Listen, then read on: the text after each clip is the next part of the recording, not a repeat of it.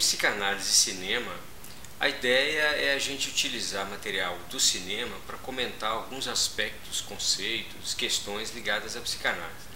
Não se trata de psicanalizar nem de analisar o filme, mas usar o material dele para falar um pouquinho dos conceitos em psicanálise. A gente vai usar dessa vez o filme do Almodóvar, Tudo Sobre Minha Mãe. É um filme que a gente poderia dizer ou trabalhar aqui como um filme ligado ao desejo feminino, às questões do feminino divididas entre a demanda de amor e o gozo sexual. É evidente que outros recortes podem ser feitos, eu queria citar esse aqui porque me parece muito interessante em relação à psicanálise. Não é um filme em que alguém fale sobre sua mãe. Na verdade, o filme começa com uma questão de um adolescente a respeito da sua paternidade, não é? E isso é que vai se desdobrar em várias tramas no filme. A questão que está colocada aí quando um adolescente faz essa pergunta à sua mãe é justamente aquilo que eu estava recortando nesse princípio.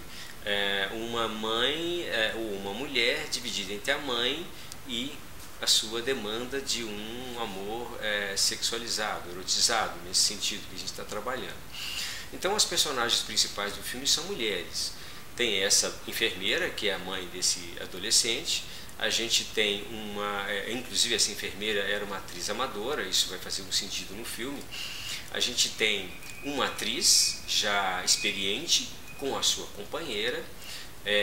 A gente tem também uma freira, que apesar da sua opção religiosa, ela também coloca uma questão em relação a esse desejo sexual e aquilo que advém dele. A gente tem também dois travestis, um com traços em termos de demanda de amor notadamente femininos em relação ao que a gente vai trabalhar, e outro com uma certa questão masculina da repetição e da crueldade, né? E a gente tem a mãe dessa freira, que também é uma mulher que está colocada nessa divisão, mas ela parece não ter mais uma questão com relação a essa divisão, como se isso não a afetasse mais de alguma forma, até que a filha vai viver alguns tipos de experiência que vão a afetar assim.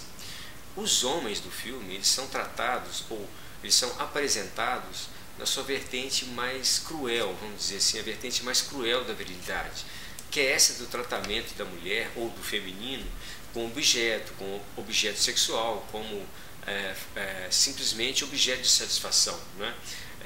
A demanda masculina por ter uma mulher ou um feminino, que pode ser também visto no travesti, como objeto de satisfação, sem a questão da presença do amor nesses relacionamentos. Então há uma apresentação bem diferente, o feminino, as mulheres, e o feminino presente nos homens apresentado como essa parte que demanda o amor, e o masculino apresentado nos homens e também num dos travestis, vamos dizer assim, que apresenta esse caráter um pouco mais evidente, como esse lado cruel, esse lado viril da desconsideração da questão do amor e muito centrado no desejo sexual.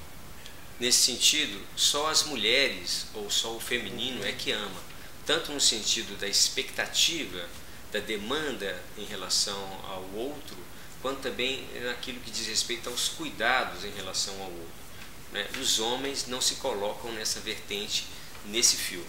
Então, a função paterna, da forma como ela é apresentada no filme, é aquela função falha, no sentido de poder fornecer a uma mulher um significante que pudesse dar consistência a esse ser mulher, né? Que é uma leitura lacaniana da questão edípica e da divisão sexual naquela fórmula de sexuação que Lacan propôs do lado masculino e o lado feminino. Evidente que lado masculino e feminino nisso que Lacan propôs não significa o homem ou um sujeito que tem o pênis, o órgão genital masculino, e a mulher que não tem. Isso vai ser fundamental nessa estruturação, mas o lado masculino e feminino são formas de lidar com essa questão da diferença sexual. Então a função paterna é apresentada como essa falha, como essa impossibilidade de fornecer à mulher esse lugar, não é? E um homem que aparece também lá, sem esse lado, digamos assim, cruel, explicitamente colocado, que é um pai apresentado no filme, ele também por diversos fatores, outros variados, mas na narrativa da leitura que eu estou fazendo, isso não importa, ele também está impossibilitado de fornecer à mulher esse amor que poderia dar uma consistência a esse ser feminino. O filme trata da divisão da mulher entre esses dois endereçamentos que a mulher faz, o feminino faz. Um em relação ao gozo fálico, onde ela pode encontrar essa satisfação no parceiro ou na parceira, e que está muito relacionado ao desejo sexual, desejo erótico, e um outro endereçamento que ela faz ao que Lacan chamou do significante da falta do outro. Isso tem a ver com as formas de sexuação. O que seria isso? Seria um endereçamento a um lugar vazio, uma falta de significação, né? Onde na verdade falta um significante para dar consistência a esse ser feminino, esse ser, a mulher. Então, é esse endereçamento ao significante da falta no outro, esse lugar vazio, que está muito relacionado à demanda de amor própria do feminino, né? E no filme isso fica bem claro, porque o endereçamento a esse outro lado, a esse significante fálico, ao gozo fálico, ele sempre fracassa. E também fracassa o endereçamento ao amor, não é? Mas com diferenças em relação a isso, algumas possibilidades, outras impossibilidades. Curiosamente, uma resposta dada ao filme para essa questão feminina é justamente um nome masculino que vai ser transmitido, né, que vai marcar a maternidade fundamentalmente no filme, e vai marcar a maternidade com essa questão de que ele serve meio como um ponto de consistência, um ponto de basta, como a gente diria, para esse deslizamento dessa demanda feminina interminável de alcançar uma certa consistência no campo da mulher, né? Então esse nome acaba marcando o filme, ele é transmitido, ele tem uma origem justamente nessa demanda de amor, e é como se ele pudesse dar uma consistência a essa demanda. No filme isso aparece como uma saída pela via da maternidade, não é? E é justamente a repetição, o encadeamento disso, a substituição de objetos e a manutenção de um nome, que vai parecer, na leitura que a gente está fazendo aqui, dar uma consistência a essa possibilidade de encontrar uma ancoragem nessa errância do desejo feminino e do amor feminino em busca de uma satisfação, né?